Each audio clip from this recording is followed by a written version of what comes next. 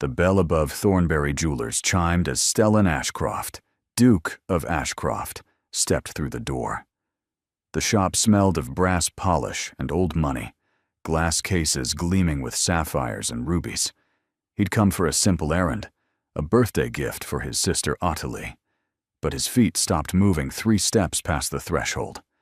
A woman stood at the counter with her back to him. She wore a pelisse of dark blue wool, faded at the seams, but meticulously maintained. Her bonnet was last season's style. But Stellan would have recognized that posture anywhere. The straight spine, the slight tilt of her head, the way her gloved fingers rested on the counter, as if holding herself upright through sheer will. 8 years. 8 years since he'd seen her, and his pulse lurched like a green boy's at his first ball. Corey Sand, I'm afraid I can't offer more than £12. The jeweler's voice was thin and nasal, deliberately dismissive. The setting is outdated, and sapphires of this size are not particularly fashionable this season. £12? Her voice was steady, but Stellan heard the crack beneath it. Mr. Thornbury, this ring belonged to my grandmother. The sapphire alone is worth 10 times that. Sentiment does not translate to value, madam. If you'd prefer to try elsewhere. I don't have time to try elsewhere. The words came out sharp, then softer, as if she'd caught herself. I need the money today. Stellan's chest constricted. He knew that tone, the careful control of someone who'd run out of options, and was trying desperately not to show it. He'd heard it in the voices of tenants begging for extensions on rent. He'd heard it in soldiers' widows petitioning for pensions. He'd never imagined hearing it from her. What had happened to her? She'd married Viscount Hartwell, a man with a respectable fortune. She should be in a Mayfair townhouse, not standing in a jeweler's shop bargaining over her grandmother's ring. £15, Thornbury said with the air of a man making a great concession. My final offer. Corasanda's shoulders dropped almost imperceptibly. Stellan watched her fingers curl against the counter. Defeat, acceptance, the surrender of someone who'd lost too many battles to keep fighting. Very well, she whispered. £15. Stellan moved before he could think better of it. 35, he said, his voice cutting across the shop like a blade. Corisanda spun around. Her face, God, her face. She was thinner than he remembered, shadows darkening the skin beneath her gray eyes. But she was still beautiful. Still the woman who'd haunted his dreams for nearly a decade. Recognition hit her like a physical blow. Her lips parted, color flooding her pale cheeks, then draining away just as quickly. Your Grace. The title came out strangled. Lady Hartwell. He kept his voice neutral, though his blood hammered against his throat. Forgive the interruption. I couldn't help but overhear your negotiation. Her eyes darted to Thornbury, then back to Stellan, horror and humiliation warring across her features. This is not... £35, Stellan repeated, turning to the jeweler. For whatever this lady is selling, I'll take it. Your Grace, I cannot allow... Corisanda stepped toward him, her voice dropping to an urgent whisper. Please, you don't understand. I understand perfectly. He met her gaze and held it, willing her to see what he couldn't say aloud. I understand that Mr. Thornbury was about to commit highway robbery in broad daylight. £35, sir. Or shall I take my considerable business elsewhere? Thornbury's face went through a remarkable series of contortions. Outrage, calculation, fear, obsequiousness, before settling on oily deference. Of course, Your Grace. £35. A more than fair price. Excellent. Stellan reached into his coat and withdrew his pocketbook. The item, if you please. Corisanda's hand shot out, closing around his wrist before he could count out the notes.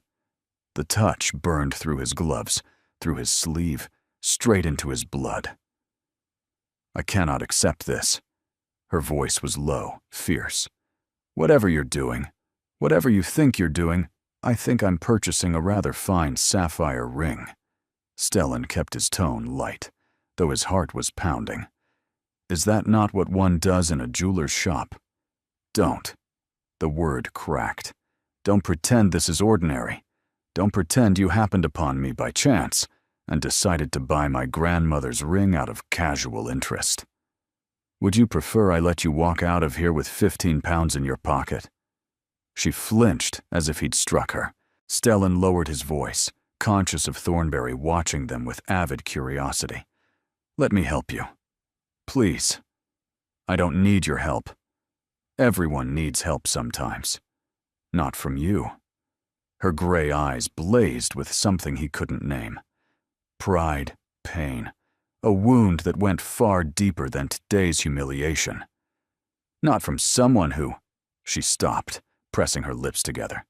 "Not from you." She pulled her hand back, and the absence of her touch left him cold. 35 pounds, Your Grace." Thornberry slid a velvet pouch across the counter. "A pleasure doing business with you." Stellan collected the ring without looking away from Corisanda. She stood rigid, her hands clenched at her sides, her chin lifted with a defiance that made him want to shake her and hold her in equal measure. "Lady Hartwell." He tucked the velvet pouch into his coat. "A word outside, if you please. I have nothing to say to you. Then you can listen while I speak. I need to— Your son is safe at home with your maid Nan." He watched her face go white. "Yes, I know about Tobias. I know about the debts your husband left behind. I know the townhouse was sold 6 months ago, and you've been living in 2 rented rooms above a milliner's shop in Cheapside. I know that ring was the last thing of value you possessed." Her lips trembled. For a terrible moment, he thought she might cry, and the sight would have undone him completely. Instead, she drew herself up, every inch the Earl's daughter she'd been born. "You've been watching me." Not a question. "Yes." "For how long?" "Long enough." "Why?" "Because I've loved you for 8 years. Because I watched you marry another man, and it nearly destroyed me. Because I've spent every day since wondering what might have happened if I'd spoken sooner, acted faster, and been braver. Because you deserve better than this," he said instead. "Because I'm in a position to help, and because I have a proposition that might benefit us both." Corisanda stared at him for a long moment, her expression unreadable. Then, slowly, she moved toward the door. 5 minutes, she said over her shoulder. "And then, I never want to see you again." Stellan followed her into the gray London afternoon, the sapphire ring burning a hole in his pocket, and wondered how he was supposed to compress 8 years of longing into 5 minutes. He was about to find out. The street outside Thornberry Jewelers was crowded with carriages and pedestrians, the clatter of hooves and wheels drowning out any possibility of private conversation. Corisanda walked quickly, her worn boots clicking against the cobblestones, and Stellan matched her pace, acutely aware of every inch of distance between them. She stopped in a narrow alley between 2 shops, out of sight of the main thoroughfare. Whatever was about to be said needed no witnesses. 5 minutes, she repeated, turning to face him. "Say what you came to say." Now that they were alone, Stellan could see how badly her hands were shaking. She'd tucked them behind her back, but he caught the tremor before she hid it. He wanted to reach for her. He kept his arms at his sides. "Your husband died 18 months ago," he began. 16 months. 16 months. And in that time, you've discovered that the comfortable life you believed you had was built on debt, gambling losses, and lies. Her jaw tightened. "You seem remarkably well informed about my private affairs. I told you, I've been watching." "Why?" The question tore out of her like a wound reopening. Why would the Duke of Ashcroft concern himself with a destitute widow and her child? "We are nothing to you. We have no connection, No claim on your attention or your charity. No connection. He stepped closer, close enough to see the rapid pulse beating at her throat. You think we have no connection? We danced together once, 8 years ago, at the Pemberton Ball. Her voice wavered slightly. That hardly constitutes. We danced together 3 times. Stellan held her gaze. At the Pemberton Ball, the Worthington Musical, and the Ashby Garden Party. You wore blue at the first, yellow at the second, and pink at the third. You laughed when I told you about my brother's disastrous attempt to ride my father's stallion. You said your favorite flower was jasmine because it bloomed at night, when the world was quiet. You asked me about the stars, and I told you the story of Cassiopeia, and you said that vanity was a foolish thing to be punished for, because everyone deserves to believe they're beautiful. Corasanda's face had gone very still. You remember, she whispered. I remember everything. Silence stretched between them, thick with years of things unsaid. Stellan watched emotions flicker across her features. Shock, confusion, something that might have been hope before it was swiftly extinguished. It doesn't matter, she said finally, her voice hardening. Whatever happened then, whatever you think you remember, it doesn't change anything now. I'm a widow, with a child, and no money, and no prospects. You're a duke. We exist in different worlds. We exist in the same world, the same city, the same moment. I'm standing in front of you offering help, and you're too proud to take it. Pride is all I have left. The words came out raw.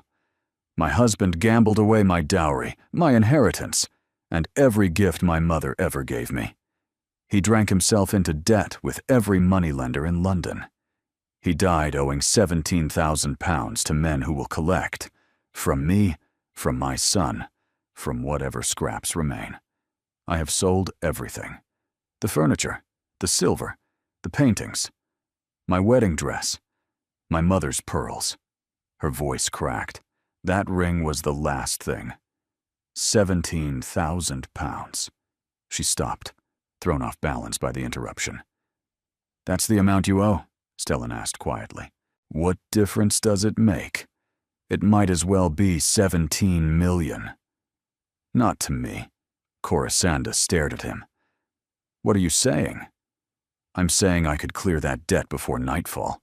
I'm saying I could ensure you never worry about money again, that your son has a proper education and a secure future, and that you live in comfort instead of fear. Why would you do that? Because I love you. Because I've always loved you. Because watching you suffer is a torture I cannot endure. Because I need something from you, he said instead. Her expression shuddered. Ah, there it is. Not what you're thinking, isn't it? Her laugh was bitter. A wealthy man offers a desperate widow money in exchange for, what, your grace? My gratitude? My company? Your presence. He cut her off before she could finish the thought he couldn't bear to hear spoken aloud. In public, at my side, for the remainder of the season. Confusion replaced suspicion. I don't understand. My mother has decided I must marry. She's been parading eligible women in front of me for months. The current favorite is Lady Margot Harcourt. Beautiful, wealthy, connected, and absolutely intolerable. I've told my mother I have no interest in marrying anyone, least of all Lady Margot. But she refuses to relent. And what does this have to do with me? If I'm seen pursuing someone else, someone unexpected, someone who captures my attention so thoroughly that Lady Margot's charms pale in comparison, my mother will be forced to reconsider her strategies. By the time the season ends, Lady Margot will have found another target. My mother will have exhausted herself, and we can both go our separate ways. Corisanda was shaking her head. That's absurd. I'm a widow in mourning. I haven't been in society for over a year. No one would believe the Duke of Ashcroft was genuinely interested in the woman I almost courted 8 years ago before she married someone else. Stellan stepped closer. The woman I've never stopped thinking about. The woman who walked away and took something vital with her, something I've never been able to recover. Her breath caught. "They'll believe it," he said softly, "because it's true." The words hung between them, naked and undeniable. Stellan watched her face, watched the war between disbelief and hope and fear, and knew he was asking her to trust him with far more than a business arrangement. "And in exchange?" she asked, her voice barely audible. "I play your pretend interest for a few months, and you clear my debts. Your debts, your living expenses, your son's education, a house of your own when this is over. References that will open any door you choose. Everything you need to rebuild your life. That's too much. It's nothing." He reached into his coat and withdrew the velvet pouch. "This is yours. I won't pretend otherwise." She looked at the sapphire ring in his outstretched palm, then back at his face. "Why are you really doing this?" she whispered. "Because 8 years ago I was too slow. Because you married Hartwell while I was still trying to find the courage to speak. Because I've spent every day since wondering what would have happened if I'd told you the truth. Because everyone deserves a second chance," he said. "Will you let me give you one?" Coruscant closed her eyes. When she opened them again, something had changed in her expression. "I need to think," she said. "This is too much to decide in an alley." "Of course." He pressed the ring into her hand. "Take this. Take time. I'll call on you tomorrow for your answer." Her fingers closed around the velvet pouch, and for a moment, their hands touched. "Tomorrow," she echoed. Then she turned and walked away, and Stellan watched her disappear into the crowd, his chest tight with something between hope and fear. He'd laid his cards on the table. Now everything depended on what she decided to do with them. The rooms above the milliner's shop were smaller than Stellan had imagined. 2 cramped spaces with sloping ceilings, a narrow bed, a washstand, a small table with mismatched chairs. Everywhere, signs of careful economy. Patched curtains, mended linens, a single candle. This was where she'd been living. This was where she'd brought her son. Coruscant stood by the window, her arms wrapped around herself as if holding the pieces together. Behind her, on the bed, a small boy slept with the absolute abandon of childhood, his dark hair tumbling across the pillow. "His name is Tobias," she said without turning around. "Toby. He's nearly 6 years old. He doesn't understand why we had to leave our house, why his toys were sold, why we eat bread and broth instead of roast beef. He just knows that things are different now, and he trusts me to make them right." Stellan stood in the doorway, afraid to step further into her world without permission. "He looks like you." "He has his father's chin." A pause. "Thank God that's all he inherited." "Coruscant. I thought about your offer." She finally turned to face him, and he could see she hadn't slept. Dark circles shadowed her eyes, and her hair was simply pinned, without the careful arrangement of the day before. "I thought about it all night. I made lists of reasons to refuse. Reasons it was foolish. Reasons it was dangerous. Reasons it would only lead to more pain. And I kept coming back to the same conclusion." She gestured toward the sleeping child. "He deserves better than this. He deserves a real home, a proper education, a future that isn't shadowed by his father's debts. If pretending to be courted by you for a few months can give him that." She trailed off, her jaw set with determination. "I'll do it," she said. "Whatever you need, however long it takes, I'll play the part." Something loosened in Stellan's chest, relief and triumph, and a terror he hadn't expected. This was what he'd wanted. So why did it feel like standing at the edge of a cliff? There will be conditions, he said carefully, on both sides. Name them. First, you'll move into Ashcroft House, you and Tobias both. There are nursery rooms that haven't been used in 20 years, and a garden where he can play. My sister Ottilie will be delighted to have company. Coruscant's eyes widened. Live in your house? That's highly improper. You'll be presented as a family friend, recently widowed, in need of support during a difficult time. Ottilie will serve as your chaperone and sponsor. There's nothing improper about a duke's sister taking in a struggling widow. Your mother will never allow it. My mother will do as I say. His voice hardened slightly. She is the Dowager Duchess. I am the Duke. Ashcroft House is mine to manage as I see fit. Coruscant studied him for a long moment. You've thought about this. I've thought about little else for the past 24 hours. What are your other conditions? Stellan moved further into the room, careful not to wake the sleeping child. Second, you'll need a new wardrobe. Society will be watching closely. Every dress, every accessory will be scrutinized. I'll arrange accounts with the finest modistas and milliners. You'll want for nothing. I can't accept. You can, and you will. This arrangement only works if people believe I'm genuinely pursuing you. That requires you to look the part of a woman being courted by a duke. She pressed her lips together, but didn't argue. Third, Stellan continued, we'll need to establish our history. People will ask how we reconnected, why I'm suddenly interested in a widow I supposedly haven't seen in years.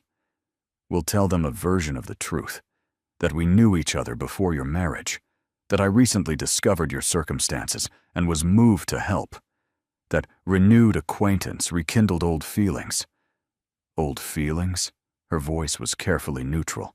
On my part, yes, that's the story we'll tell. And on my part, gratitude, perhaps, growing admiration, the slow thaw of a wounded heart learning to trust again. He held her gaze. Whatever you're comfortable portraying. Coruscant was quiet for a long moment. Then, what are my conditions? Stellan blinked. Your conditions? You have yours. I have mine. She lifted her chin, and he saw a flash of the spirited girl he remembered. First, my son is never used as leverage, never paraded about for sympathy or spectacle. He stays in the nursery, protected from society's gaze, until I decide he's ready. Agreed. Second, I'm not a charity case. Whatever you spend on this arrangement, the debts, the wardrobe, the living expenses, I want an accounting. When this is over, when I've established myself properly, I intend to repay you. That's not necessary. It's necessary to me. Her eyes flashed. I won't spend the rest of my life owing you. Either I repay the debt, or there's no arrangement. Stellan hesitated, then nodded slowly. Very well, though I reserve the right to forgive the debt at any time. And I reserve the right to refuse that forgiveness. Despite everything, he felt his lips twitch. You've grown thorns since I saw you last.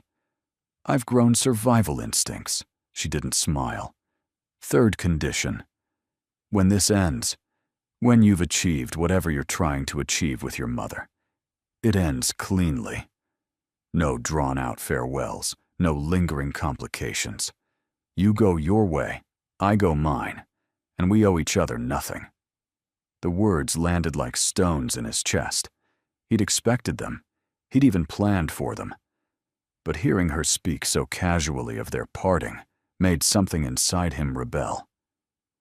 Agreed, he said, because what else could he say?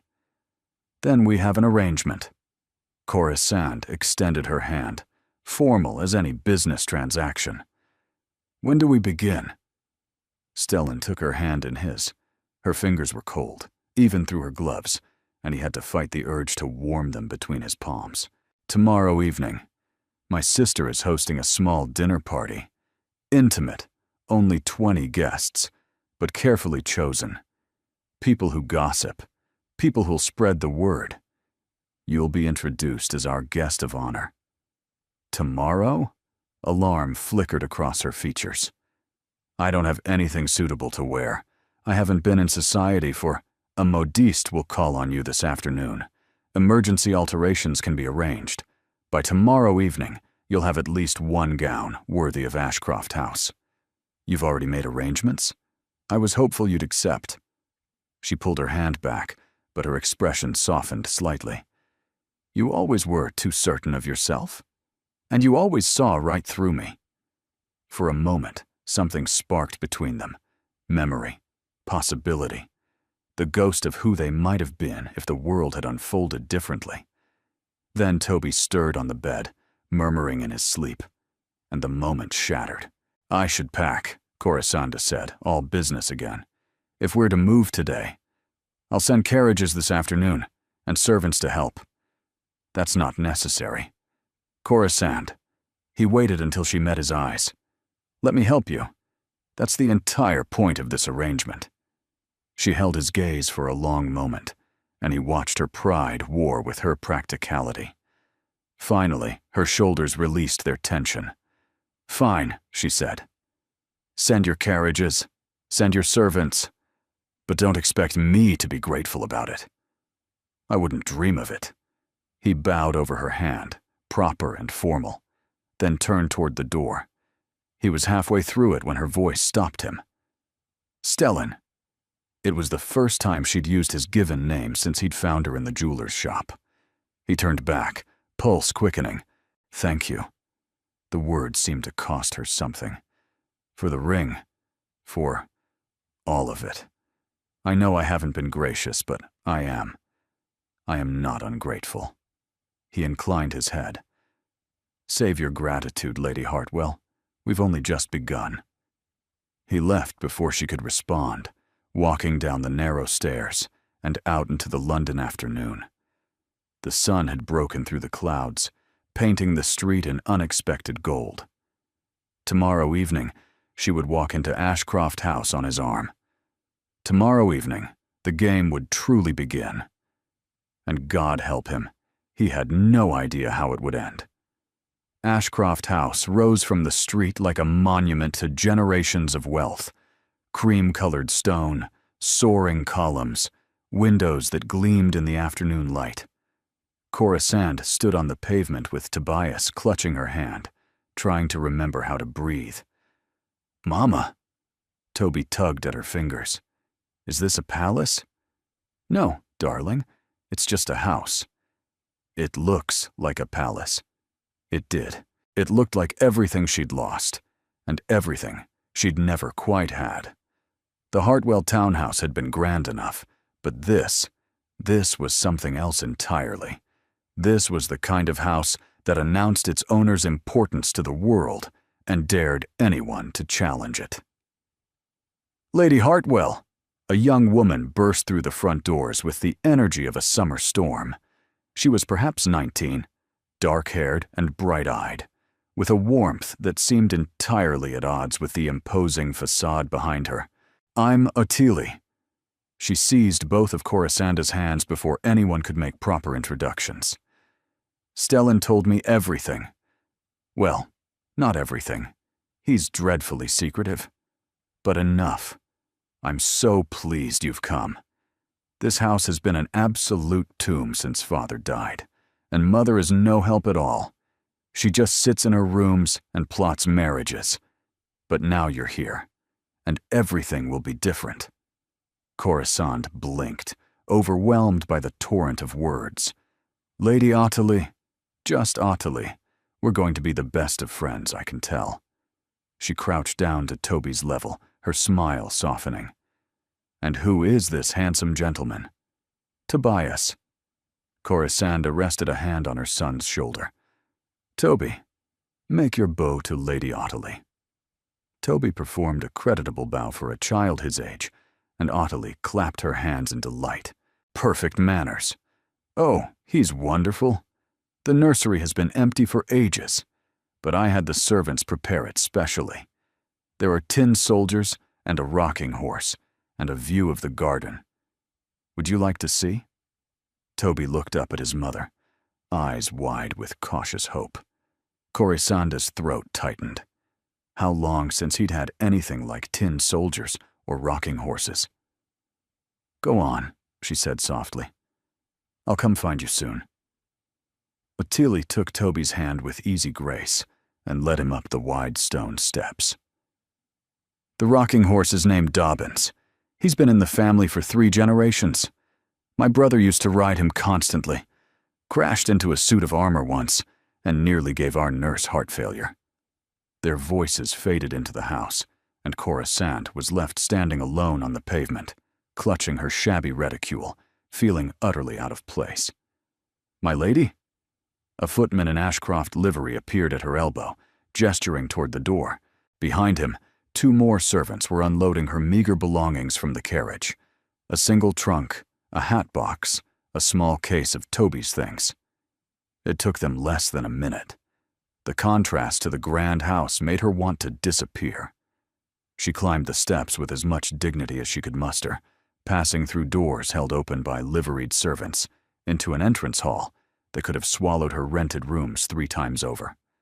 Marble floors, soaring ceilings, portraits of stern-faced ancestors watching from gilded frames.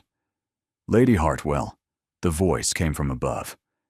Corisande looked up to find a woman descending the grand staircase with the measured pace of royalty. She was perhaps 55, silver-haired and elegant, dressed in mourning black that somehow conveyed authority rather than grief. Her blue eyes, the same blue as Stellan's, swept over Corisande with surgical precision. The Dowager Duchess of Ashcroft had arrived. Your Grace. Corisande curtsied, grateful her legs didn't tremble. So. The Dowager stopped 3 steps from the bottom, maintaining the advantage of height. You're the widow my son has decided to install in my home. Your son's home, I believe. The words escaped before Corisande could stop them. She saw the Dowager's eyes narrow and braced for the retaliation. Instead, a flicker of something. Surprise? Respect? Crossed the older woman's face.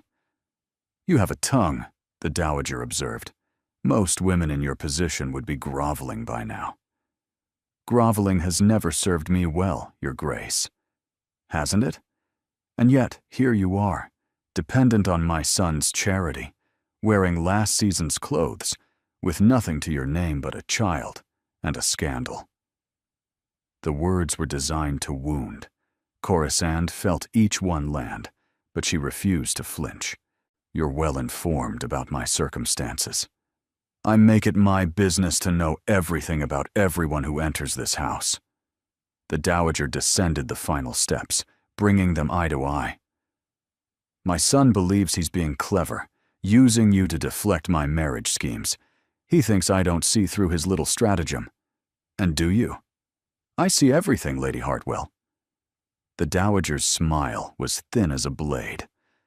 The question is, what do I intend to do about it?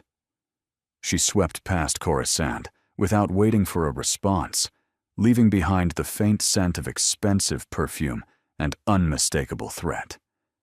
Corisande stood alone in the vast entrance hall, her pulse racing against her ribs, and wondered what exactly she'd agreed to. The green guest suite was larger than any room Corisande had ever slept in. 4-poster bed with silk hangings in sage and ivory, writing desk by the window, a sitting room with its own fireplace, already crackling, windows overlooking the garden where she could see Toby running with Ottilie. He was laughing. She hadn't heard him laugh like that in months. The modiste will arrive within the hour, my lady. A young maid with copper hair and a smattering of freckles stood in the doorway. I'm Prue. I've been assigned as your lady's maid. That's not necessary. His Grace insisted. Prue moved into the room with practiced efficiency, opening the wardrobe to reveal nothing. The empty space seemed to mock Corisande's poverty. Madame Fiorelli is the finest dressmaker in London. She'll have you sorted in no time. Madame Fiorelli. Corisande had heard the name. Madame Fiorelli dressed duchesses and princesses. Her waiting list was rumored to be years long. How did His Grace? His Grace has considerable influence, my lady. Prue's tone suggested this was the most obvious thing in the world. Is there anything you need before she arrives? Tea? Biscuits? A bath, perhaps? A bath. The thought of hot water and proper soap, instead of the lukewarm basin she'd grown accustomed to, made Corisande's eyes sting. A bath would be lovely indeed, she managed. An hour later, she sat wrapped in the softest dressing gown she'd ever touched, while Madame Fiorelli and her assistants swarmed around her with measuring tapes and fabric swatches. The modiste was a small, fierce woman with silver-streaked hair and an accent that placed her origins somewhere in northern Italy. The coloring is good, Madame Fiorelli pronounced, holding a swatch of deep garnet against Corisande's cheek. Warm tones, nothing too pale, you'll wash out. Rich colors, jewel tones. The sapphire, yes, and this emerald. Cream for evening, but never white. I'm recently out of mourning, Corisande said. Perhaps something more subdued. Subdued? Madame Fiorelli made a sound of profound disgust. You are being presented to society on the arm of the Duke of Ashcroft. There is nothing subdued about that situation. You will dress accordingly. There was no arguing with that tone. Corisande submitted to the measurements and the pinning and the endless parade of silks and satins, trying not to calculate the cost of each fabric that Madame Fiorelli approved. For tomorrow's dinner, the modiste said finally, holding up a length of midnight blue silk embroidered with tiny silver stars. This one. Elegant, but not overwhelming. It says, I belong here, without screaming for attention. It's beautiful. Corisande touched the fabric, almost afraid it would dissolve under her fingers. But how can it possibly be ready by tomorrow? My girls will work through the night. Madame Fiorelli smiled, shark-like. For the Duke of Ashcroft, miracles are simply a matter of adequate compensation. When the modiste finally departed with her entourage, Corisande sat in the window seat and stared out at the darkening garden. Somewhere in this vast house, her son was being fed and bathed and put to bed in a proper nursery with proper toys. Somewhere, servants were preparing a dinner she hadn't cooked and couldn't afford. Somewhere, the Duke was going about his business, having rearranged her entire life in a matter of hours. She thought of her mother, still living in those cramped rooms in Cheapside, taking in mending to make ends meet. She thought of her brother Jonathan, chasing schemes in the countryside, always promising that the next venture would be the one to restore their fortunes. She'd tried to help them both, but there was only so much one woman could do against the tide of misfortune. A knock at the door interrupted her spiraling thoughts. Come in. It was Ottilie, still dressed for afternoon despite the late hour, her dark hair escaping its pins. I wanted to check on you, she said, settling onto the window seat beside Corisande. Mother can be overwhelming. She made her position very clear. She doesn't hate you, you know. She's just frightened. Corisande turned to look at the younger woman. Frightened? Of me? Of losing Stellan. Ottilie drew her knees up, looking suddenly younger than her 19 years. Father's death devastated her. She'd never admit it. She'd rather die than admit weakness. But she's terrified of being alone. If Stellan marries someone she hasn't chosen, someone she doesn't understand, she loses her influence, her purpose. I'm not trying to marry your brother. Aren't you? Ottilie's eyes were sharper than Corisande expected. I know what this arrangement is, officially. A convenient fiction to keep Lady Margot at bay. But I also know my brother, and I've seen the way he looks at you. Corisande's breath caught. What way? Like you're something he's been searching for his whole life." Ottilie smiled softly. He never looked at anyone else like that. Not even close. "We barely know each other. We danced a few times years ago. And he's never forgotten you. Never stopped wondering what happened to you when he found out you'd married Lord Hartwell." Ottilie trailed off, shaking her head. "I've never seen him so affected. He disappeared to the country for 3 months, threw himself into estate business. When he came back, he was different. Harder. More controlled." The information landed like stones dropped into still water, sending ripples through everything Corisanda thought she understood. "He never said anything," she whispered. "Back then, he never gave any indication. Stellan doesn't give indications. He waits. He watches. He decides. And then he acts with absolute certainty." Ottilie squeezed her hand. "He's decided about you. Just don't dismiss it too quickly." She was gone before Corisande could respond, slipping out with a whispered, "Sleep well." Corisande sat alone in her beautiful borrowed room, surrounded by borrowed luxury, and wondered how she'd gone from selling her grandmother's ring to this in less than 48 hours. And she wondered, with a flutter of something dangerous in her chest, what exactly Stellan Ashcroft had decided. The midnight blue gown arrived at precisely 5 o'clock. It fit perfectly, hugging Corisanda's figure before flowing into a graceful skirt. The silver embroidery caught the candlelight, transforming each tiny star into a point of fire. "You look like a queen," Prue breathed, arranging the final touches. A simple silver necklace, borrowed from Ottilie, and matching eardrops that swung gently when Corisanda moved. "I look like a fraud." "Nonsense. You look exactly like what you are. A beautiful woman who's been through hardship and emerged stronger." Prue stepped back to survey her work.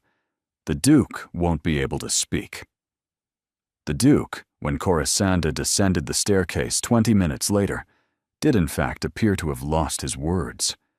He stood at the bottom in formal evening dress, dark and elegant and devastating, and his eyes tracked her progress step by step with an intensity that made her breath catch. "Lady Hartwell," his voice was rougher than usual, "you look appropriate?" She couldn't help echoing his words from the jeweler's shop. Something flickered in his expression, amusement perhaps, or appreciation for the jab. "Exquisite." Before she could respond, Ottilie appeared in a flutter of rose silk. "Perfect. You're both perfect. The guests are starting to arrive. Lady Pemberton just pulled up, and I saw the Darnley carriage behind her. Come, come. We must greet everyone properly." The next hour was a blur of introductions and calculated conversation. 20 guests, just as Stellan had promised, each one carefully selected for their gossiping tendencies. Corisanda smiled until her face ached, made small talk until her throat was dry, and felt the weight of every curious gaze like a physical touch. They're wondering who I am. They're wondering what I'm doing here. They're already composing the letters they'll write tomorrow. And then Lady Margot Harcourt arrived. She swept into the drawing room like she owned it, dressed in pale gold silk that complemented her honey-colored hair and wide hazel eyes. Beautiful, luminous, the kind of woman who'd never known uncertainty about her place. "Your Grace." She curtsied to Stellan with practiced grace, then turned her smile toward Corisande. The smile didn't reach her eyes.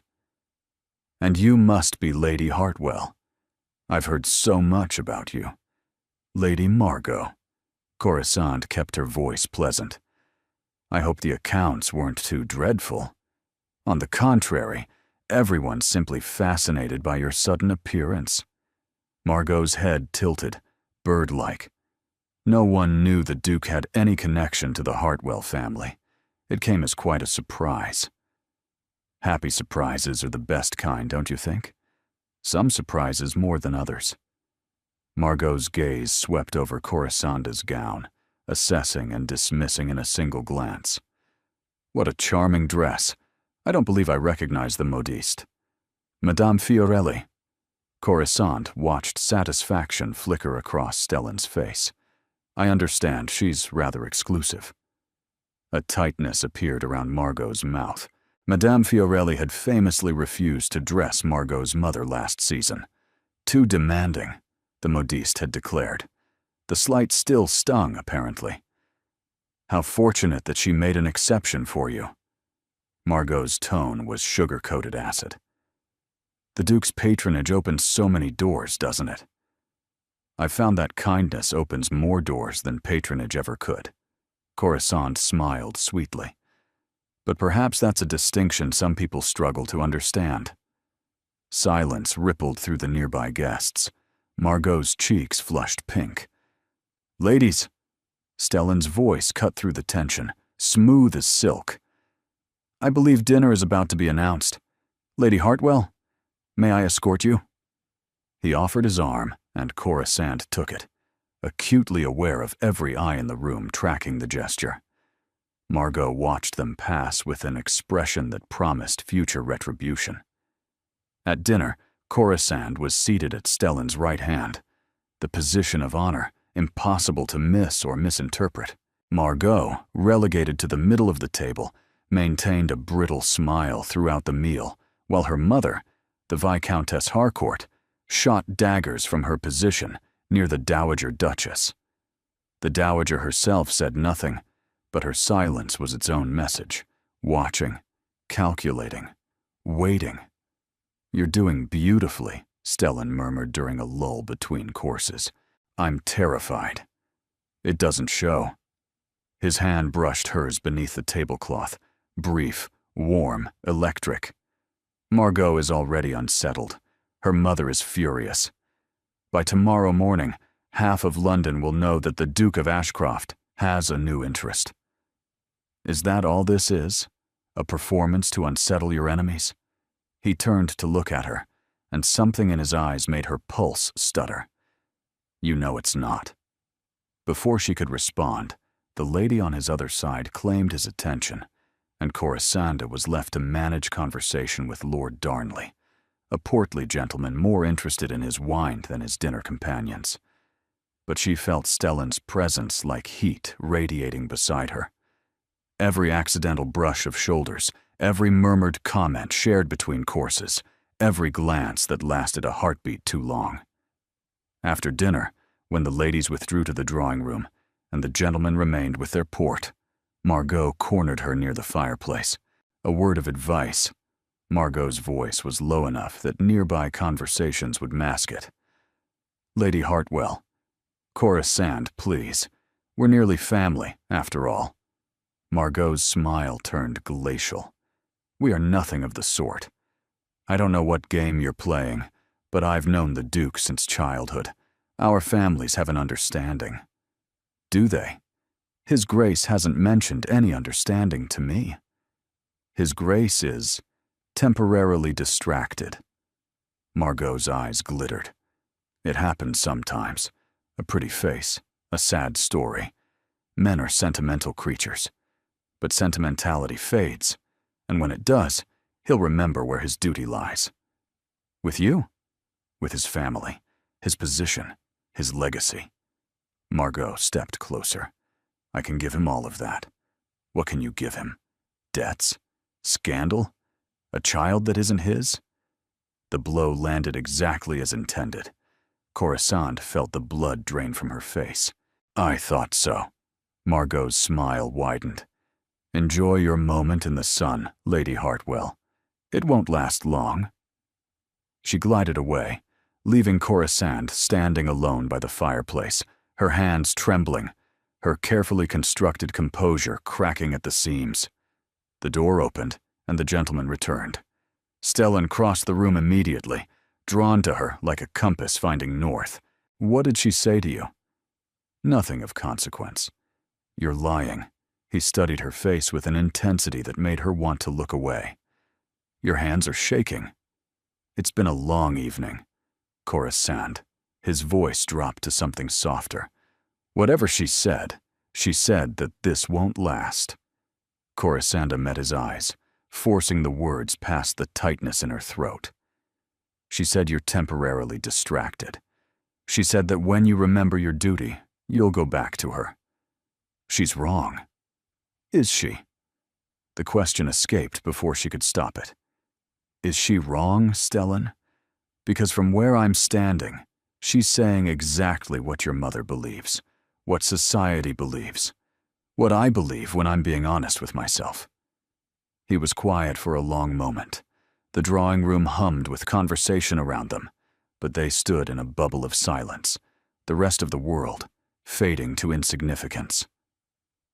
"Come with me," he said finally. "Where?" "Somewhere we can talk without an audience."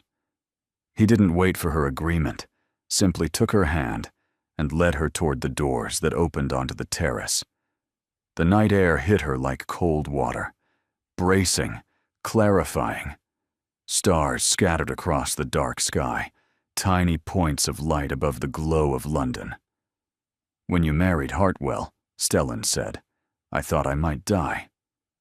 Corisand went very still. "I'm not being dramatic." His voice was flat, factual, as if reporting weather conditions. "I mean that quite literally. I thought about walking into the sea, about riding until my horse collapsed, about any number of ways a man might stop existing without technically doing violence to himself. Stellan, I didn't, obviously. I'm not that brave, or that cowardly, depending on how you look at it." He turned to face her, his features carved sharp in the moonlight. "Instead, I buried myself in duty. Estate management, parliamentary business, the 1,000 tedious tasks required to be a proper duke. I told myself it would fade, that whatever I felt would diminish with time and distance. Did it? No. The word was simple, devastating. It never faded. It never diminished. I thought about you every day for 8 years. I wondered if you were happy, if Hartwell deserved you, if there was any version of the world where I might have done things differently. Why didn't you say anything?" Her voice cracked. "Back then, before I married. Why didn't you tell me?" "Because I was a fool." His laugh was bitter. "Because I thought there would be time. Because I didn't know Hartwell had already proposed until the engagement was announced, and by then it was too late." The revelation struck her like a physical blow. All those years of wondering why he'd never returned her interest, why those dances had led nowhere, why she'd eventually accepted Marcus Hartwell's proposal out of practicality rather than passion. "I didn't know," she whispered. "I had no idea you felt. How could you? I never told you. I just assumed you'd somehow divine my intentions and wait patiently for me to work up the courage." He shook his head. "The arrogance of it still astonishes me." They stood in silence, the weight of missed opportunities hanging between them like smoke. "So," Corisand said finally, "what happens now?" Stellan reached out and took her hand. His fingers were warm around hers, solid and certain. "Now," he said, "we stop pretending this is just an arrangement." Her chest constricted. "Stellan, I'm not asking for anything tonight. I'm not asking for promises or declarations. I'm just asking you to consider the possibility that this could be real, that whatever we're building together doesn't have to end when the season does. Your mother will never accept me. My mother will accept what I tell her to accept. Society will never forget what I am, a widow with debts, a scandal in silk. Then society can go hang." His grip on her hand tightened. "I spent 8 years wondering, what if? I'm not doing it again. Whatever obstacles exist, we face them together. Whatever people say, we prove them wrong. But only if you want this. Only if you're willing to try."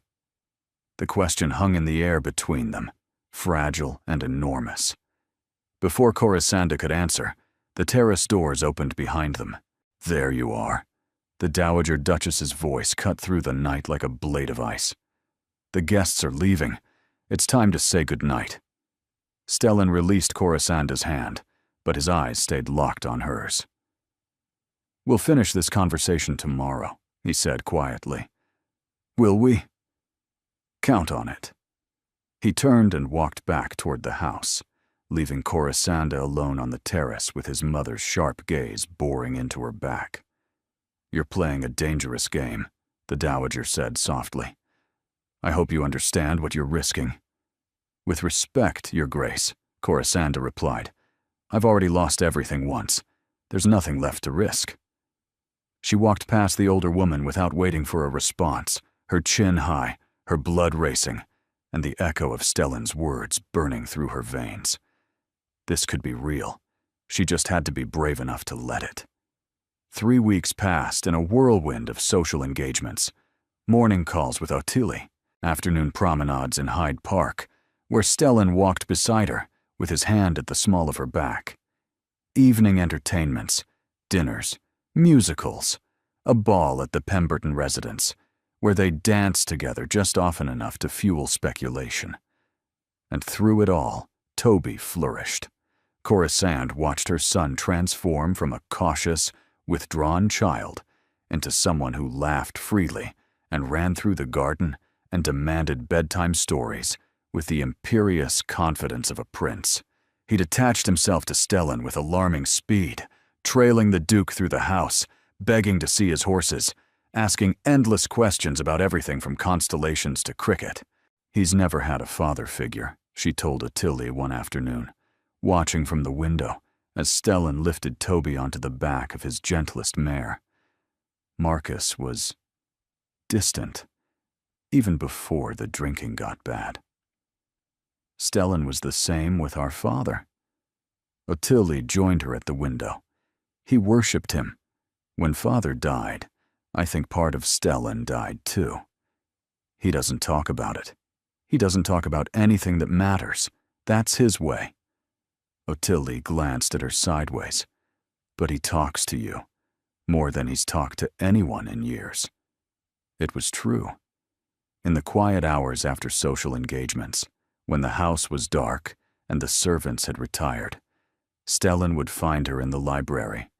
They'd sit by the fire and talk about books, about politics, about memories and regrets, and the strange turns life could take.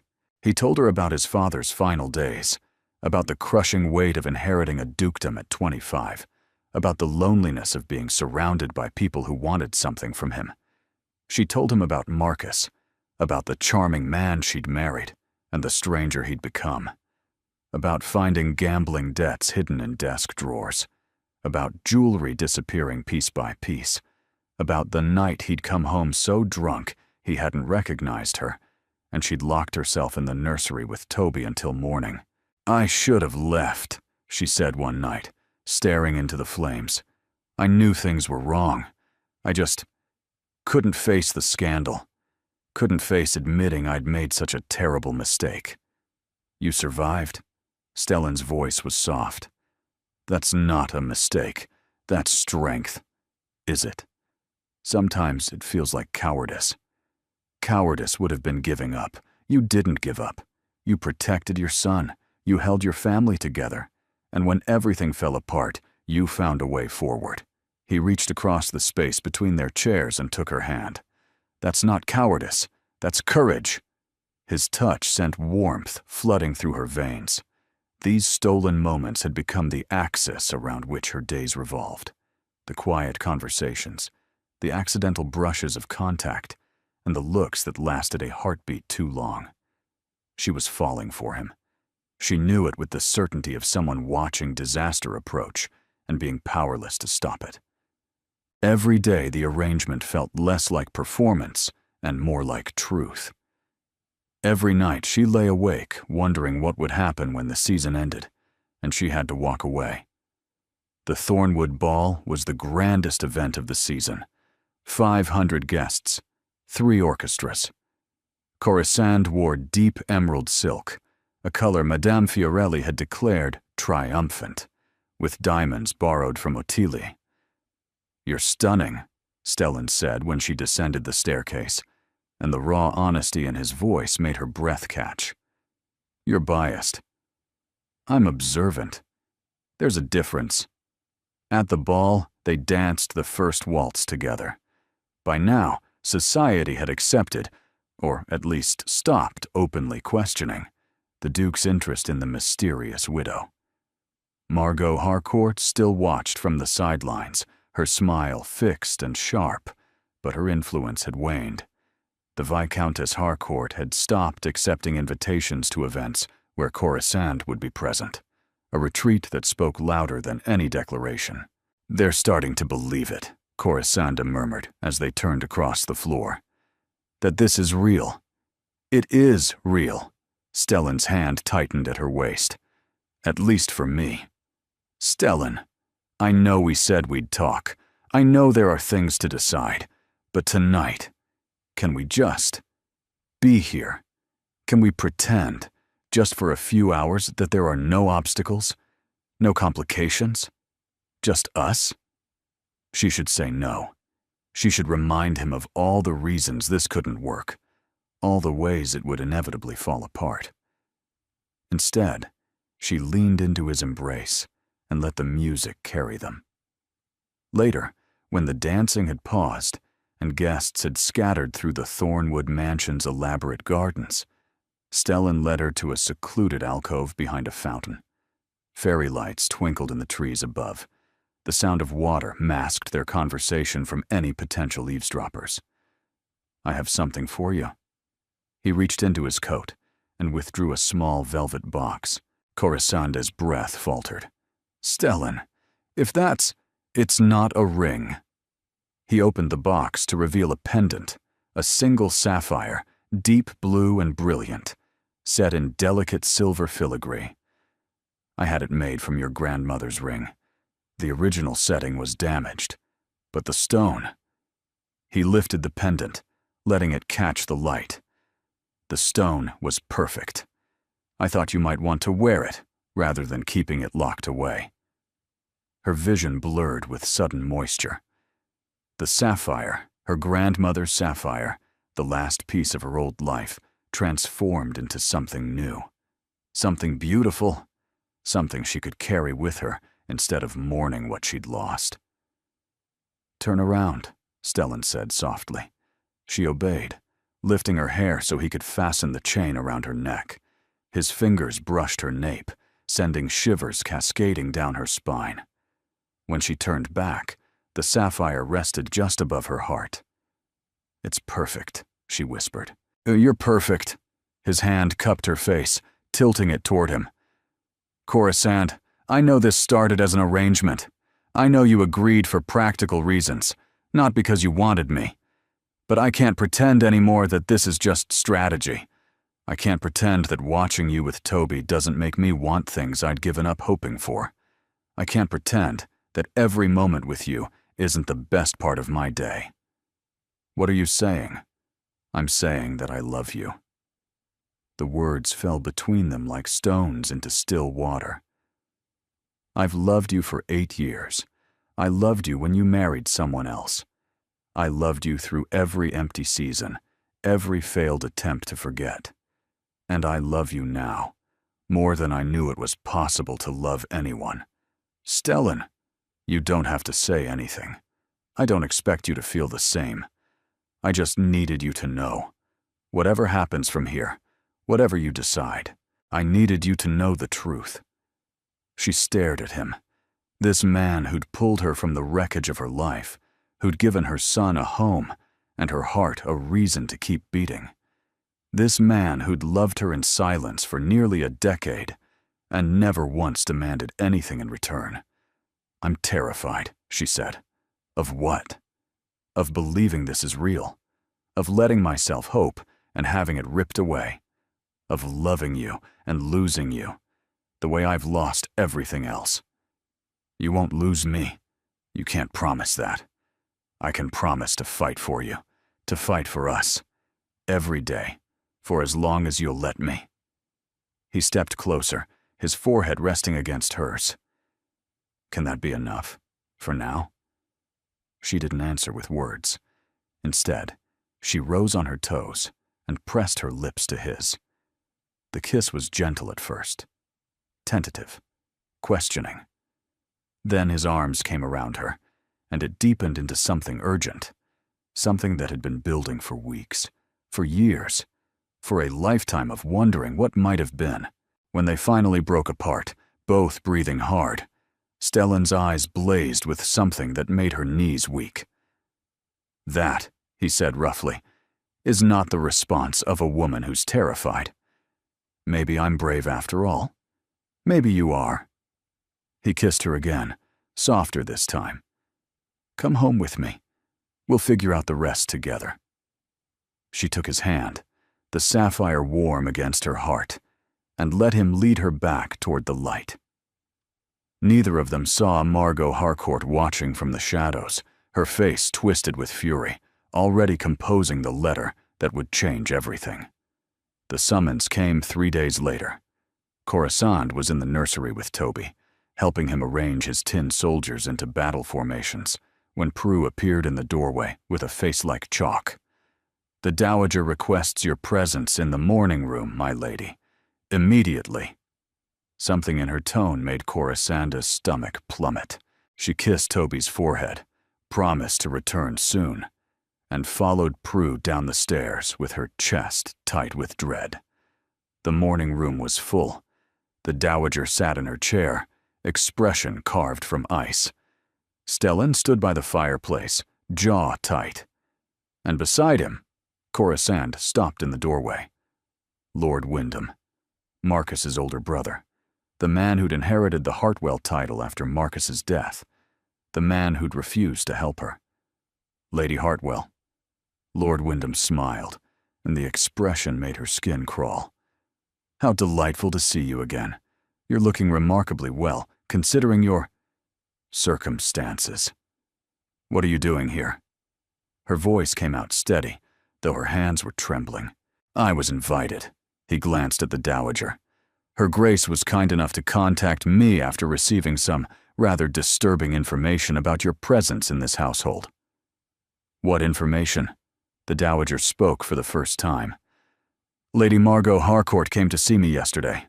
She was quite distraught. She claimed to have witnessed improprieties between you and my son at the Thornwood Ball." The kiss. Someone had seen the kiss. "Whatever Lady Margot claims to have seen," Coruscant began, "is irrelevant," Stellan cut in. "My relationship with Lady Hartwell is none of Margot's concern, nor anyone else's." "Your relationship?" The Dowager's voice could have frozen fire.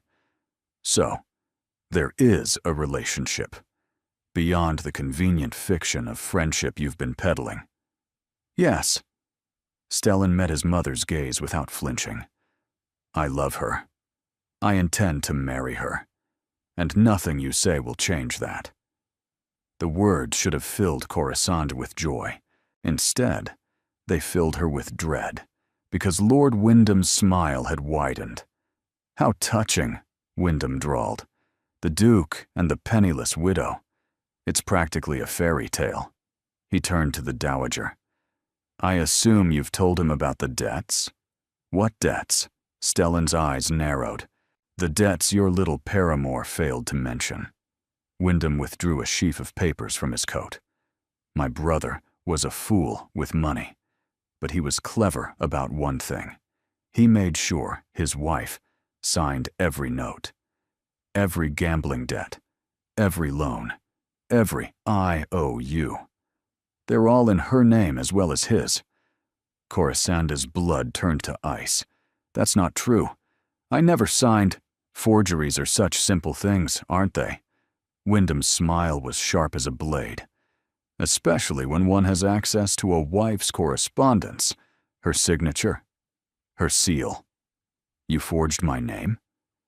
"I merely discovered documents that had been previously overlooked." He spread the papers across the table.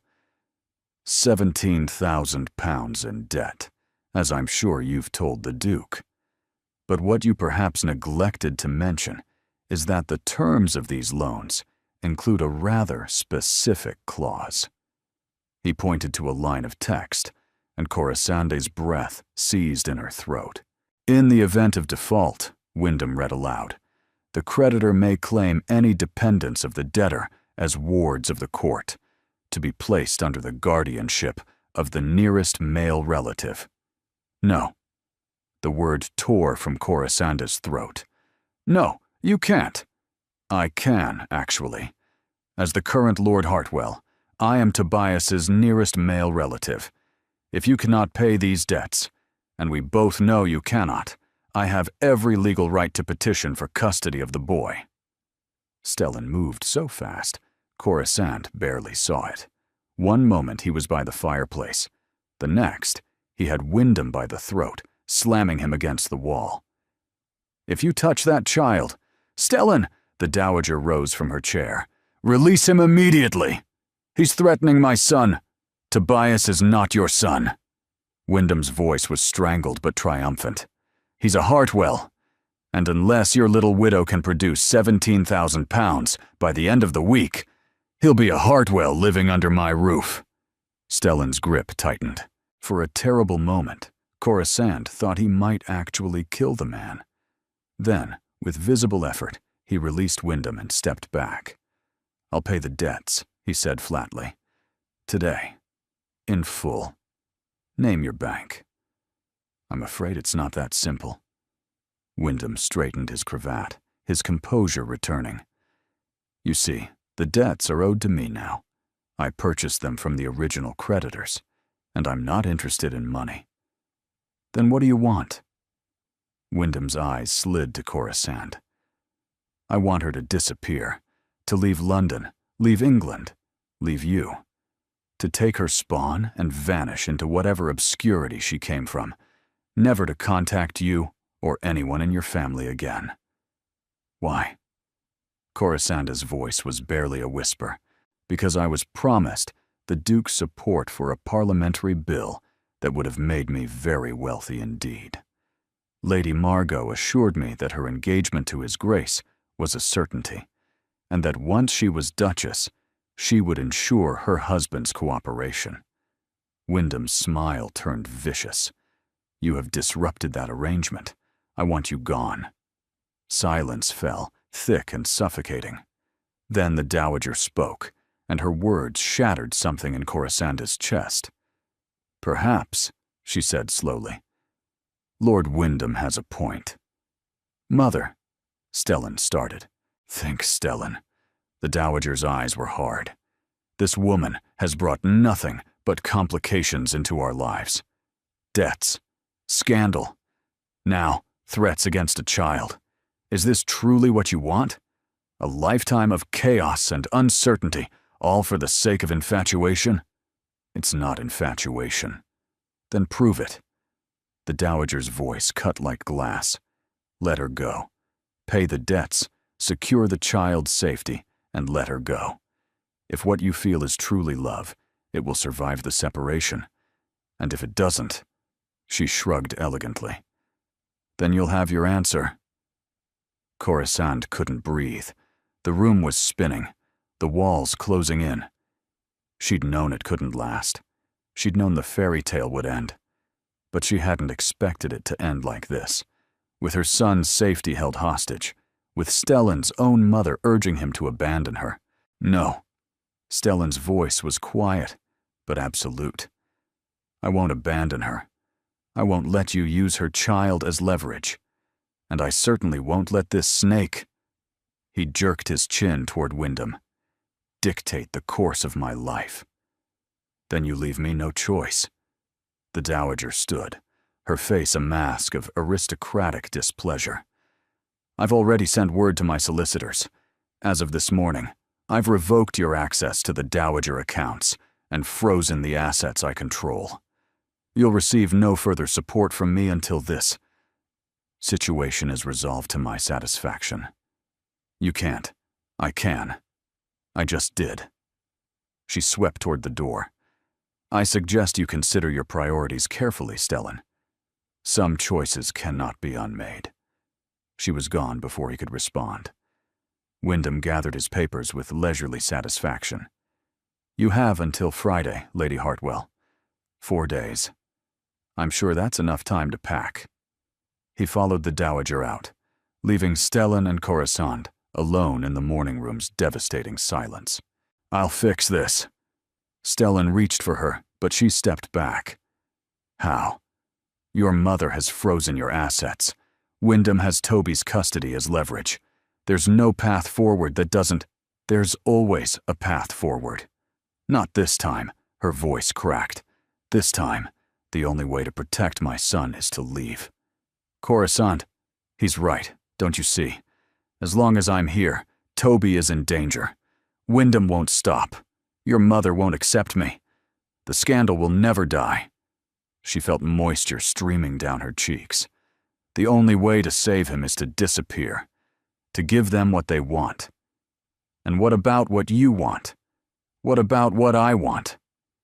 She looked at him, this man she loved, this man who'd given her everything, and felt her heart shatter into 1,000 pieces. Sometimes wanting isn't enough. She turned and fled before he could stop her, already knowing what she had to do. She packed in the dark. 2 bags, one for her, one for Toby. Only essentials: clothing, documents, the sapphire pendant. Everything else would stay. Toby cried when she woke him, cried harder when she told him they were leaving. "But I don't want to go. I want to stay with Stellan." "I know, darling." She held him close. "But we have to go. Why isn't it safe? Did I do something wrong?" "No, my love. You didn't do anything wrong. This is adult trouble. Grown-up things that don't make sense. Will we come back?" She couldn't answer. She just held him tighter and tried not to fall apart. The carriage she'd hired was waiting in the mews behind the house. She'd paid the driver extra to come at midnight, when the household was asleep. Prue had helped her slip out through the servants' entrance, her own eyes wet as she pressed a small purse of coins into Coruscant's hand. "From Lady Ottilie," Prue whispered. "She wanted you to have it, in case you need it." Ottilie, sweet, kind Ottilie, who'd welcomed her without judgment and called her sister. Another person Coruscant was abandoning. She left a letter on her pillow, 3 pages of explanation and apology, and goodbye that felt utterly inadequate. She'd written a separate note for Toby to give to Stellan someday, when he was old enough to understand. She hoped he never would be. The carriage rattled through dark London streets. Her cousin Marjorie lived in Bristol, a widow herself, with a small house and a kind heart.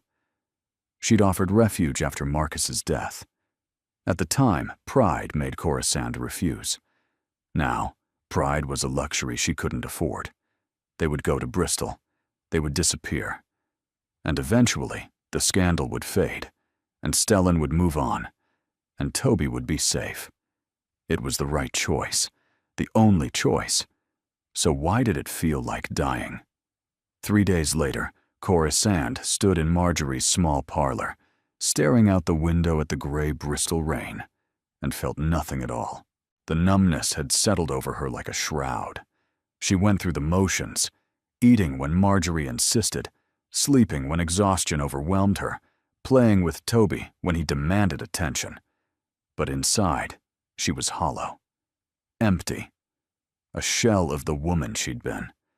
Toby was adjusting, as children do. He asked about Stellan less often now, distracted by the novelty of Marjorie's garden and the neighbor's cat. He didn't understand why they'd left, but he'd accepted it with the resilience of youth. Soon, he would forget. Soon, Ashcroft House would be nothing but a faded memory, a dream he couldn't quite recall. Coruscant envied him that. "You need to eat something." Marjorie appeared beside her with a cup of tea. "You've barely touched food in 3 days." "I'm not hungry." "Hunger isn't the point. You're wasting away, and that boy of yours needs his mother, healthy and whole, not fading into shadow." Coruscant took the tea, more to stop the lecture than from any desire for it. "I'm fine." You're the opposite of fine. You're broken." Marjorie settled into the chair across from her, her weathered face gentle but firm. "Whatever happened in London, whoever that Duke was, it's eating you alive. I made the right choice." "Did you?" "Because from where I'm sitting, you look like someone who ran away rather than fight." "I was protecting my son." "Were you? Or were you protecting yourself?" Marjorie leaned forward.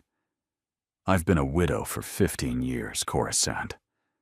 I know what it means to lose someone you love, to rebuild your life from ashes, to make hard choices in the dark. But I also know the difference between necessary sacrifice and unnecessary martyrdom. You don't understand? Then make me understand. Tell me what happened. Tell me why you're here, crying into your tea at midnight, when a man who clearly loves you is probably tearing London apart trying to find you." Coruscant opened her mouth to protest, then closed it. Then, slowly, haltingly, she told Marjorie everything. When she finished, the older woman was quiet for a long moment. "So," Marjorie said finally, "you left because his mother disapproved, and a scheming villain threatened you. I left because Toby's safety. Toby's safety was threatened by one man, one despicable, greedy man. And instead of fighting him, instead of letting the Duke help you fight him, you ran." Marjorie's voice softened. "I understand the impulse. I do. When Edmund died and the creditors came, I wanted to run too. But running doesn't solve problems, child. It just delays them. What else could I do? Wyndham had the law on his side.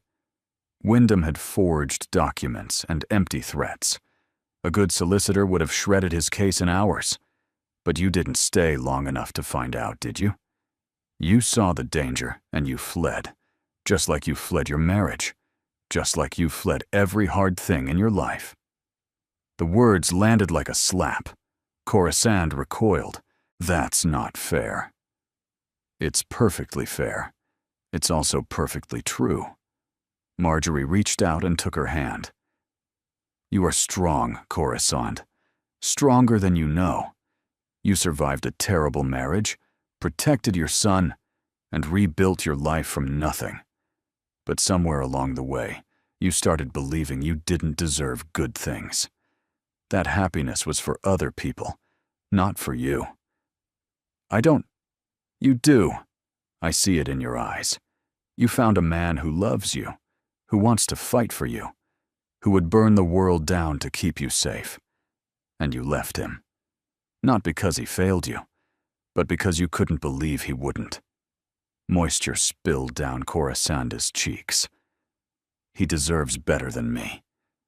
He deserves to make that choice himself, and so do you."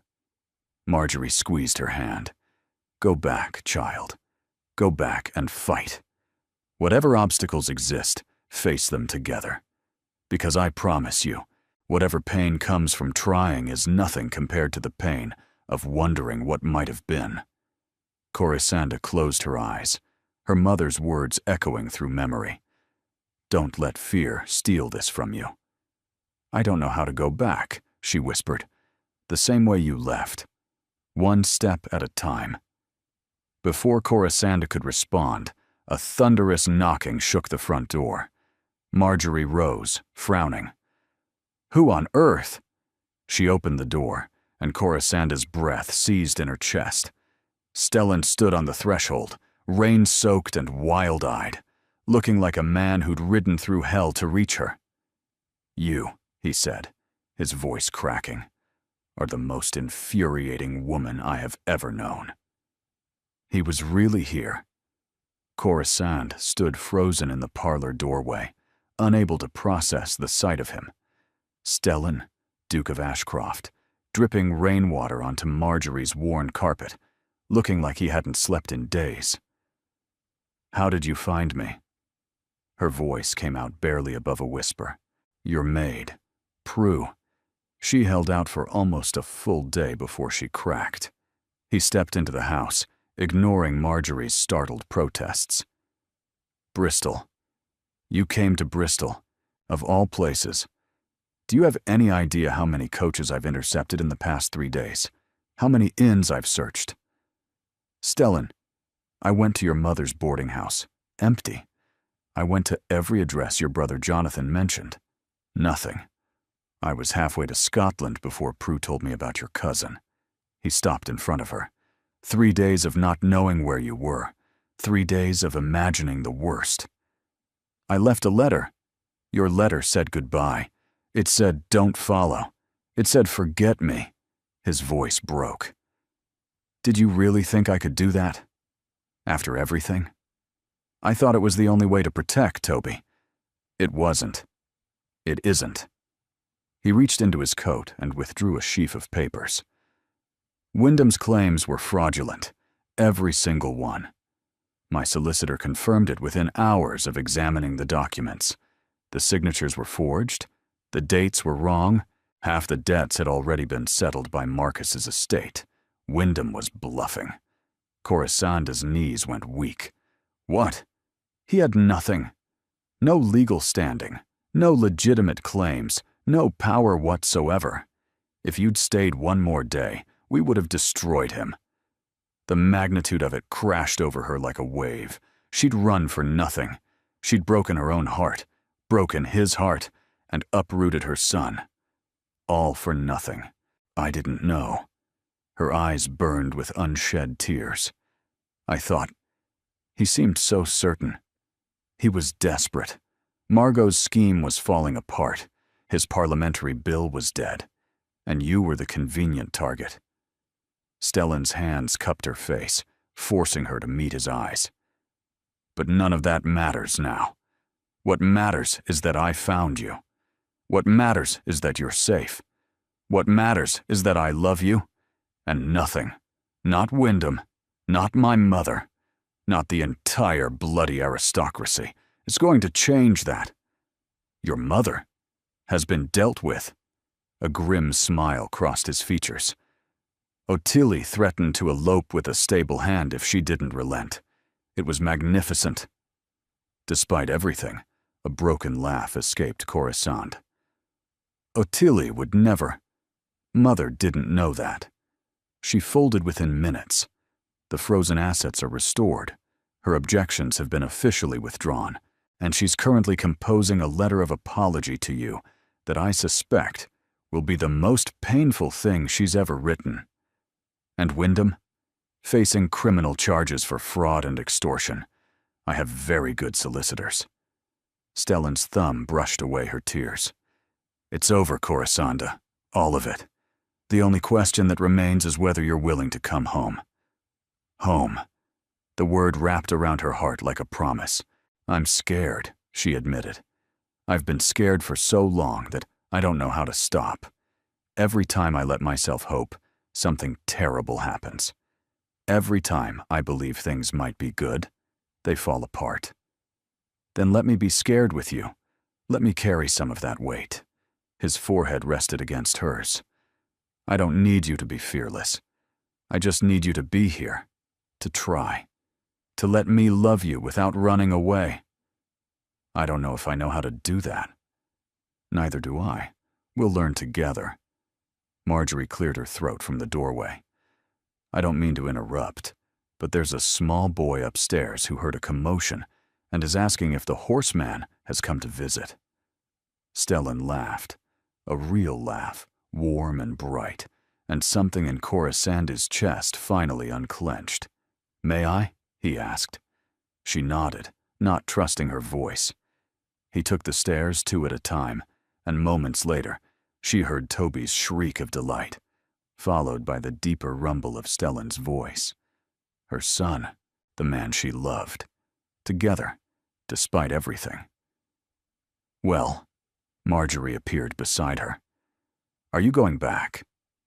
Corisande looked at the stairs where Stellan had disappeared, where her son's laughter still echoed, where her future waited if she was brave enough to claim it. Yes, she said. I'm going home. The journey back to London took 2 days. They traveled together in Stellan's carriage, the 3 of them plus Marjorie, who declared she wasn't missing the culmination of the most romantic disaster she'd ever witnessed. Toby sat between Stellan and Corisanda, chattering endlessly about horses and tin soldiers, and whether there would be biscuits for tea. But as the carriage rolled into London and Ashcroft House came into view, Corisanda's stomach tightened with dread. "She'll be waiting," she said quietly, watching the imposing facade approach. "Yes," Stellan took her hand, "but this time, you're not facing her alone." The Dowager Duchess received them in the main drawing room, seated in her customary chair, like a queen preparing to pass judgment. Ottilie stood by the window, bouncing with barely contained excitement. And to Corisanda's surprise, a third figure was present, an elderly man in legal robes, his face lined with decades of wisdom. "Lady Hartwell." The Dowager's voice was cool but not hostile. "I see my son found you." "Your Grace," Corisanda curtsied. "I apologize for any distress my departure caused." "Your departure caused great distress. My son was quite unbearable." The Dowager's lips thinned. "I've been informed that my concerns about your suitability were manipulated by parties with ulterior motives." "Wyndham and Lady Margot," Stellan supplied. "Indeed. It seems I was deceived." The words seemed to cost the Dowager something. "I do not enjoy being deceived." "No one does, Your Grace." The Dowager studied her for a long moment. Then, unexpectedly, she gestured to the man in legal robes. "This is Mr. Whitmore, head of the Ashcroft family solicitors. I've asked him here to witness a formal statement." She drew a breath. "Lady Hartwell, I owe you an apology." The room went silent. "I allowed my fear of change, my desire to control my son's future, to blind me to the truth of his feelings. I listened to gossip and scheming instead of trusting my own observations." The Dowager's hands clenched in her lap. "You are not what I would have chosen for him, but you are clearly what he has chosen for himself. And I have decided to respect that choice." Corisanda's throat tightened. "Your Grace." "I'm not finished." The Dowager held up a hand. "My late husband taught me that love is not a weakness, though I spent years trying to forget that lesson. Watching my son these past days, watching him search for you, fight for you, refuse to give up, I was reminded of what I'd chosen to forget." She rose from her chair and crossed to where Corisande stood. "I will never be warm," the Dowager said quietly. "It's not in my nature. But I can be fair, and I can recognize courage when I see it. You have courage, Lady Hartwell. You've survived things that would have broken lesser women. That deserves acknowledgement. I don't know what to say. Say you'll stop running." The Dowager's eyes held something that might have been warmth. "Say you'll stay, and let my son make you happy. Say you'll give that child of yours a real family." Corisanda looked at Stellan, who watched with something like wonder on his face. She looked at Ottilie, who was literally vibrating with joy. She looked at Toby, who'd fallen asleep on the settee, exhausted from travel, completely oblivious to the magnitude of the moment. "I'll stay," she said. "I'll stop running. I'll try to be worthy of all of this." "You already are," Stellan said softly. The Dowager nodded once, sharp and decisive. "Then I believe we have a wedding to plan." "Wedding?" Corisanda blinked. "You don't think I'm allowing my son to continue this arrangement without proper resolution, do you? There will be a wedding, a grand one. Society will attend. They will witness the Duke of Ashcroft marry the woman he loves. And anyone who dares to whisper about her past will answer to me personally." It was, Corisande realized, the Dowager's version of acceptance. Imperious and demanding, yes, but genuine. The older woman was offering her protection, her support, her name. "Thank you," Corisande managed. "Thank you, Your Grace." "Don't thank me yet. Wedding planning with me is a special form of torment." But there was a ghost of a smile on the dowager's lips as she swept from the room. Ottilie threw herself at Corisanda the moment her mother was gone. "I knew it. I knew she'd come around. She's been miserable since you left. Don't tell her I said that. But she has. She missed you too. Ottilie, we're going to be sisters. Proper sisters. Oh, there's so much to do. We need to decide colors and flowers, and whether the cathedral can accommodate 500 guests. Perhaps give her a moment to breathe," Stellan suggested dryly. Ottilie released Corisanda with obvious reluctance. "Fine, but only a moment. We have a wedding to plan." She bounded from the room, leaving Stellan and Corisanda alone, except for the sleeping child. "So," Stellan said, moving toward her, "it seems you're marrying me. It seems I have no choice. Your mother has decreed it. I could always defy her if you prefer." His arms slid around her waist. "We could elope. Scotland is lovely this time of year." And miss the chance to see the Dowager Duchess plan a wedding? Never. He laughed and kissed her, soft and sweet and full of promise. When they broke apart, his eyes were bright with unshed emotion. "I love you," he said. "I loved you when you were selling your grandmother's ring. I loved you when you were negotiating terms like a soldier. I loved you when you ran, and I love you now that you're staying. I'm going to love you for the rest of my life, and I'm going to spend every day proving it." "That," Corisanda said, "sounds like a worthy endeavor." She kissed him again, the sapphire pendant warm against her heart, and let herself finally completely believe. The wedding took place on a brilliant September morning in the cathedral that had hosted Ashcroft weddings for 300 years. 500 guests filled the pews. Society's finest craned their necks for a glimpse of the mysterious widow who'd captured the Duke's heart. Corisande walked down the aisle in ivory silk, the sapphire pendant her only jewelry, her hand steady on her brother's arm. Jonathan had cleaned himself up remarkably well, sober now for 3 months, working as an estate manager in Kent. He wiped his eyes when he saw her. Stellan waited at the altar, his face open with emotion in a way she'd never seen before. He didn't look like a duke in that moment. He looked like a man who'd finally found his way home. The vows were simple, traditional, ancient words spoken with new meaning. When he slid the ring onto her finger, a band of sapphires that matched her pendant, she felt something click into place. Something that had been broken for years, finally made whole. After the ceremony, they stood together in the cathedral's garden, while guests streamed past with congratulations. "Well," Stellan murmured, "you've done it now. You're stuck with me." The horror. The absolute horror. He pulled her closer. "My mother is already planning nursery renovations. I believe she expects grandchildren immediately." "Your mother can wait," Corisanda smiled. "We have a lifetime to figure things out." Speaking of figuring things out, Stellan reached into his coat and withdrew a small box. "I have a wedding gift for you." "Another one?" "This one's different." He opened the box to reveal a key. Old iron, ornate, heavy with significance. "It's the key to Thornfield Manor, the Ashcroft country estate. I've had it refurbished. New nursery, new gardens, stables for horses that Toby can learn to ride properly.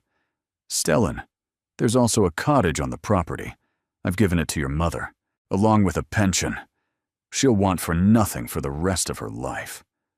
Moisture pricked at Corisanda's eyes. "You didn't have to. I wanted to.